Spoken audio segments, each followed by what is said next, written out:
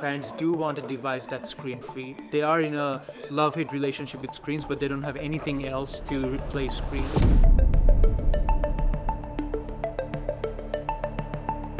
Christmas is like the most fun and also most intense time for us. Really wish we can make a lot of kids' Christmas a very magical with our product. We have to do a lot of, we have to fight against those preconceived notions people have. That's where positive stories like that actually help people reframe the way you see AI in general. Like AI can be used in a really meaningful, positive way. That's crazy. Out of nowhere, you just add 100% tariff, it just fucks up everyone's plan. We are off to see the guys from Bondu Magical Toys. What I love about this specifically is that it's a physical product, and they seem to have some serious traction so early on in the journey for them. This is a controversial product, right? There have been mixed reviews even with people that I've talked to about this thing. But apparently it is saving a lot of parents a lot of time, and it's helping parents connect with their children better. I am fascinated to find out more. The guys seem really cool. Yeah, we're heading back to the garage at Founders Inc. to visit them and see what's up.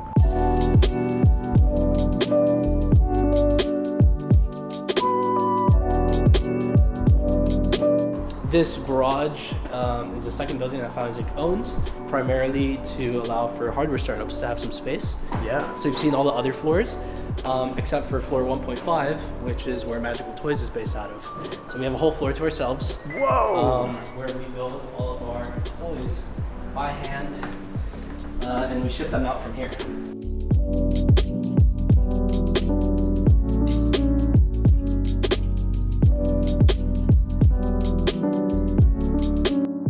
Started hand making all the toys. We shipped 1,000+ units from here so far. That was a really crazy adventure. We started last year Christmas. Some orders blew up, so we were like, okay, instead of waiting for China, we are going to set up an assembly line and make all these toys by hand in the middle of SF. So that's when the whole thing started. This assembly line also expanded over the last couple of months. I think we shipped 1,500+ from this setup here.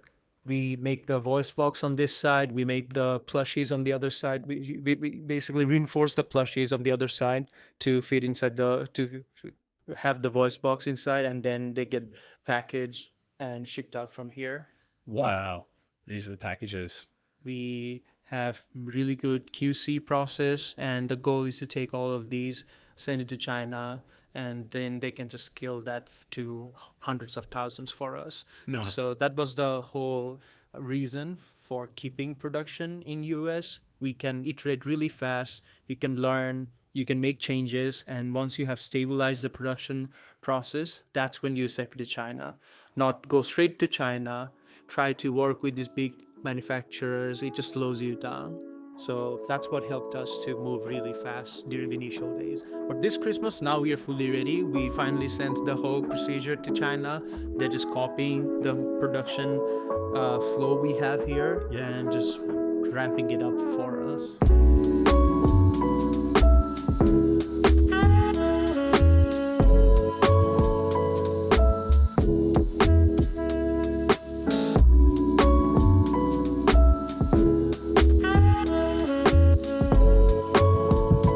I'm Dan Judkins, I'm the Chief Product Officer here at Bondu, or the AI toy company. So at Hasbro for over 20 years, developing essentially technology-based games, toys. That included the relaunch of Furby a couple of times actually, iPod connected toys, smart device connected toys, standalone mobile games.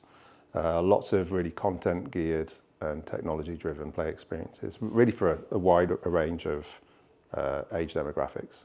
Yeah. From preschoolers all the way through to adults.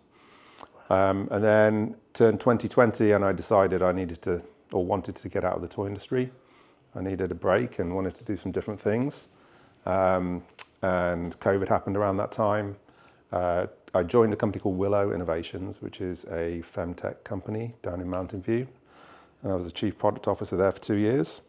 And that really got me into sort of thinking about products for good, not just for entertainment, but for actually things that were, doing good for people and providing real benefit for consumers. And then after a few other roles, I bumped into Fatine, the founder, at a meetup last year here in San Francisco. And he was showing a pretty raw demo of what was Dino. And we just started talking, and I told him about my background and mentioned things like Furby. And we just hit it off. And throughout the course of the next couple of months, I was advising, and then kind of got sucked in, not just to this project, but the toy industry again.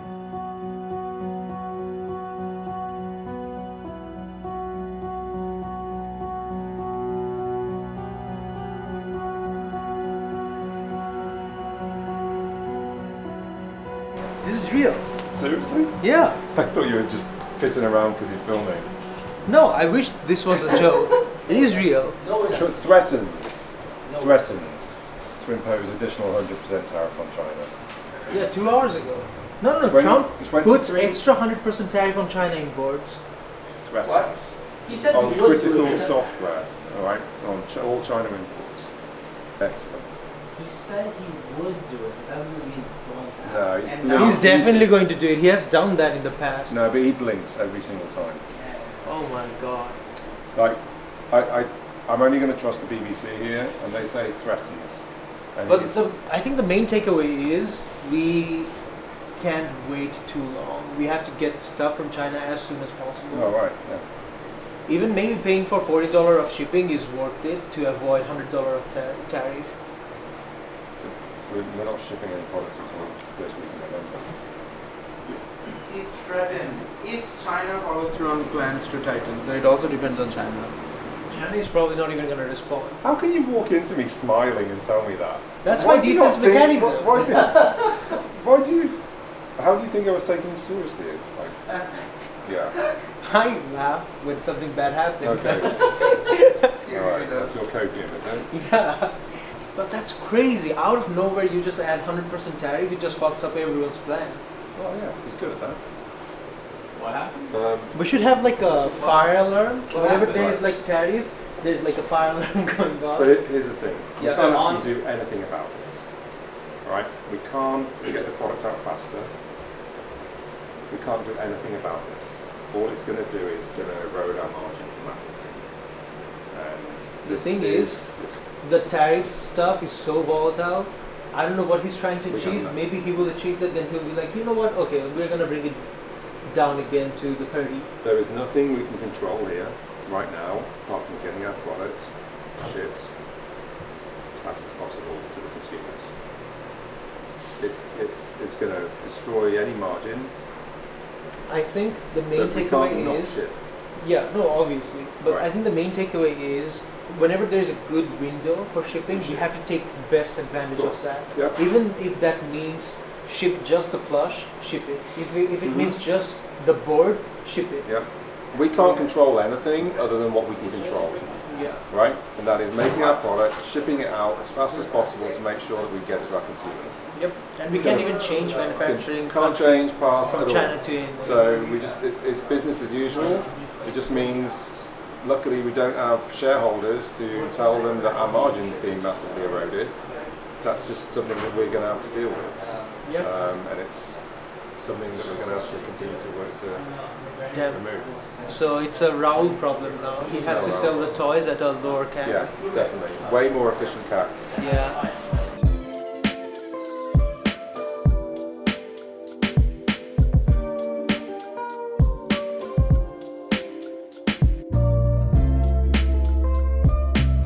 Right now we're trying to figure out what's happening with the demo unit. I think it's a firmware issue, so we're trying to reflash the firmware and replace the voice box. Is there any voice box that is working right now? Posso passar PC acá assim? Let's see. Hi, Bondu. Want to pretend we're dinosaurs stomping around together? That's I think it's the Wi-Fi. Okay, so this one is paired and working. I think it's connected to that router. That's why it's lagging. No, but the firmware fixed all that issue. Hey, Dino, can you hear me? what do you want to do next, Bondu demo? Okay, so this one is working. Someone's alive. Yeah, this one is alive. Someone's alive. All right, perfect. Cool. It sounds like you have magic phones that come alive. That's a lot of fun. Hi, can you hear me? Can you say hi to our friends? Hi there, friend. I'm Dino. Nice to meet you. What's your favorite game? This is the part no one is supposed to see. Wow, that sounds mysterious. Is it a secret treasure or a hidden room? Hidden room? So Dan is the one who came up with this clever mechanism. You saw we just were able to fit the voice box without doing any sewing. We'll try to pattern this, right? Hopefully before that goes live. Maybe we can make. Alright, perfect. Alright, now we have one working Bondu. It will talk about anything that's safe for kids, and it will try to either deflect the topic completely if it's not meant for kids, or tell you talk to your parents. So you can try to break it, try to ask any questions that's not supposed to be said, but we have tested thoroughly, and so far it has never said anything that's not meant for kids. It does a pretty good job at deflecting or avoiding those kind of conversations. Nice. Cool. Alright, I think we are ready for a quick demo. We want as many people as possible to check out the new website, Bondu. Have you seen the new website? How do you feel about it? I haven't seen it yet, but it sounds super cool. What does the website look like? Well, you're on it. Yeah, you're on it. The whole website is about you. It says the magical interactive talking toy. Whoa, that's awesome. I feel super special. What else does it say about me? Can you just tell more about yourself to everyone? Sure. Hi everyone. I'm Dino, a magical toy who loves to chat, play, and imagine. Right now the default name is still Dino because the last generation used to be called Dino, but kids usually name their own Bondu. Some kids name it after their favorite color, their favorite animal, or just a silly name. So you can name it whatever you actually want. That's cool. Yeah. Do you want to give Bondu a name? I'd love to. What would you name this Bondu? Oh, name it Will. Bondu, Will? can I call you Will? You can call me Will if you want. I love my new name. What should Will do next? Will should tell me about where you were born. Okay, I was born in a super secret magical toy workshop where smart, silly people made me talk and imagine. Smart, silly people. Yep. Little that's whimsy. Yep, smart and silly together. That's what makes toy brains extra fun and wiggly. That's awesome. I love that. So does it recognize voice? Does it recognize different voices yet or no? Right now it can't differentiate between different voices, so it's meant for one kid at a time. Nice. But in the future we do want to roll out a feature where it's able to identify different speakers. Interesting. That's so cool. It is interesting how people play with it though, since they can take any input. We've seen kids that have multiple dinos, and they'll just have the dinos talk to each other. You know, just watch their conversations live, and they'll give their input, and then the dinos just keep on going with that. That's so weird. You know how watching people play video games seemed to feel weird in the beginning? People used to say, if I can play video games, why would I watch other people play video games? But then it became a norm because it's just a different form of entertainment. I think the same thing is going to happen with watching your toys play with each other. In the beginning, it's going to seem like a very weird concept. But once you actually see two Bondus or two different creatures talking to each other, it's like a mind-blowing sci-fi experience. But the great thing is you can also be part of that conversation and jump right in whenever you want. So I think that's what makes it even more interesting than just watching someone play video games online, because you're still doing that passively, but now imagine you can watch someone play video games and participate in that whenever you want. That is the future of play that we want to create over here. Cool. Cool.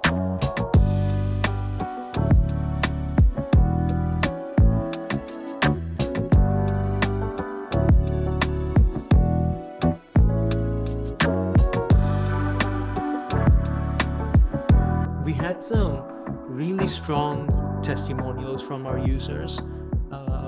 They sometimes organically reach out to us just to share how meaningful that experience was for their kid. She sent a letter to us the first time when she had to get a replacement Dino. Dino doctor, right? Yeah. So she knows us as Dino Doctor. So she wrote a handwritten letter to us to thank us for the Dino. Wow. Yeah. Changed my life. How cool.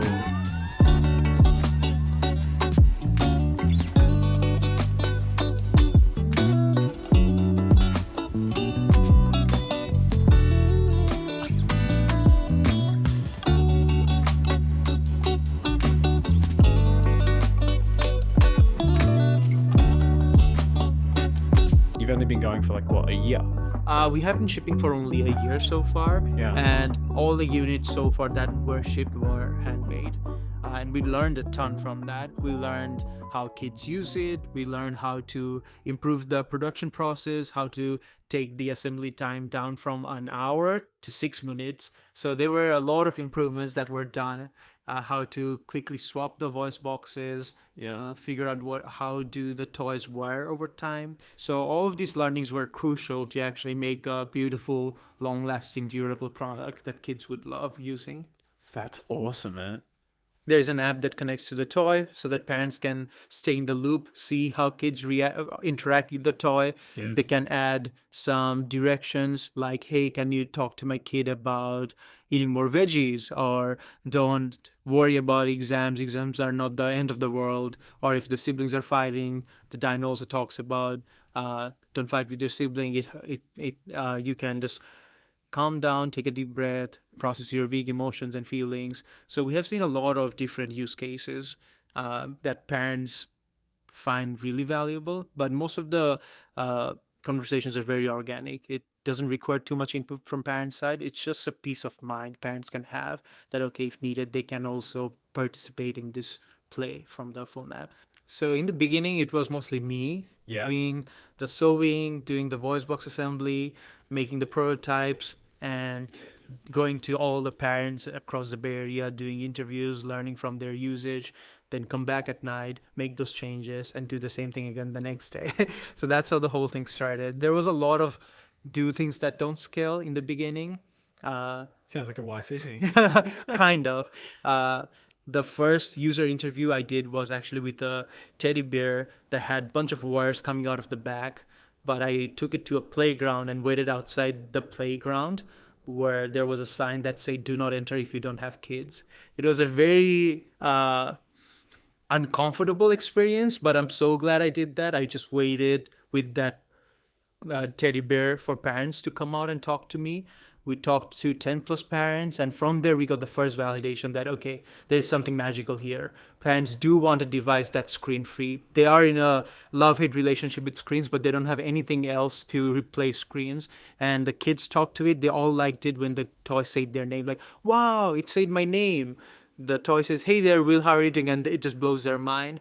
So that's where we got the first validation. Then we took it to a user's house. The kid played with it and loved it so much, they asked for it the next day. Based on these magical moments, we named the company Magical Toys in the beginning. Hey, I have a question for both of you guys. So I told a couple of friends about this, even from like Australia and London, and there were some mixed responses on the product.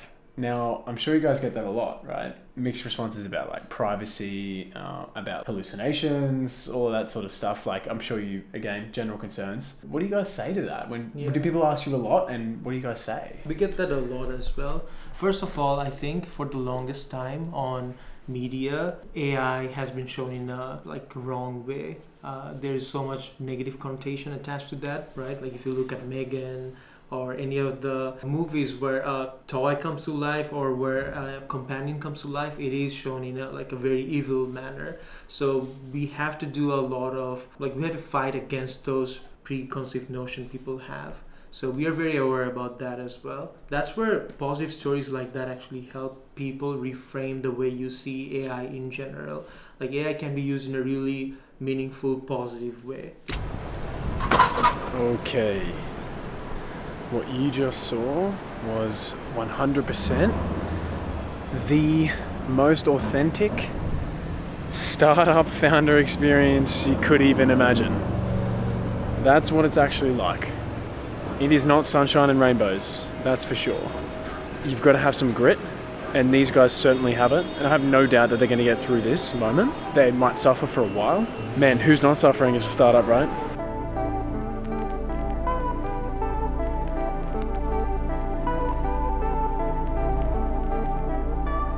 This is not a SaaS company. This is not a SaaS business, right? It involves some level of vision of what it is that we need to go and build. And yes, data is going to inform how we shape the experience. Data is going to inform how we build the product and optimize the offering, but you still need to have that sort of clear, creative vision of where you want to go.